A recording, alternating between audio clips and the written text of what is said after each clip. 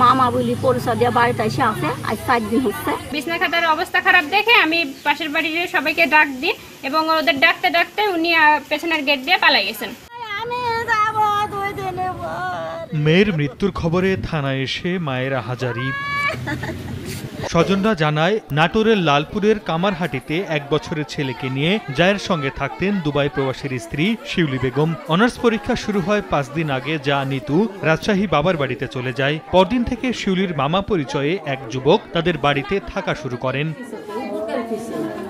শুক্রবার রাতে বিষয়টি জানতে পেরে নিতু শিউলির সঙ্গে যোগাযোগের চেষ্টা করেন, তবে ফোন না ধরায় তার সঙ্গে কথা বলতে পারেনি। শনিবার সকালে বাসায় এলে মামা পরিচয় দেয়া ওই যুবক ঘরের দরজা খুলে দেয়। পরে শোবার ঘরে খাটের উপর শিউলির মরদেহ পড়ে থাকতে দেখেন তিনি। এদিকে এই সুযোগে বাড়ি থেকে পালিয়ে যায় ওই যুবক। উনি আমাকে দরজা খুলে দিলেন, মানে যিনি ছিলেন। বিছনা খাতার অবস্থা খারাপ দেখে আমি পাশের বাড়ির সবাইকে ডাক দিই এবং ওদের ডাকতে ডাকতে উনি পেছনের গেট দিয়ে পালাই গেছেন। মামা বলি পরিচয় দিয়ে বাড়িতে এসে আছে, আজ 4 দিন হচ্ছে।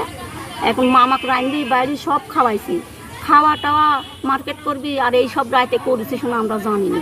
নগদের কাছে সব গ্রাহকই প্রিয়, তাই তো সারা দেশে ক্যাশ আউট চার্জ সবচেয়ে কম। খবর পেয়ে ঘটনাস্থল থেকে মরদেহ উদ্ধার করে পুলিশ। কথিত মামাকে শনাক্ত করে আইনের আওতায় আনার আশ্বাস আইন শৃঙ্খলা রক্ষা বাহিনীর। 2-3 দিন আগে নাকি একজন লোক তার এখানে আসছিল, অজ্ঞাতনামা। সে মামা পরিচয় তার ওখানে ছিল। ঘটনার পরপরই তাকে অনেকে আবার ওই বাড়ি থেকে পালিয়ে যেতে দেখছে। তা আমরা তার পরিচয় শনাক্ত করার জন্য চেষ্টা চালাচ্ছি। শিউলির স্বামী সোহান ও নিতু খাতুনের স্বামী রিপন মিয়া 1 বছর ধরে দুবাই থাকেন। সময় সংবাদ, নাটোর।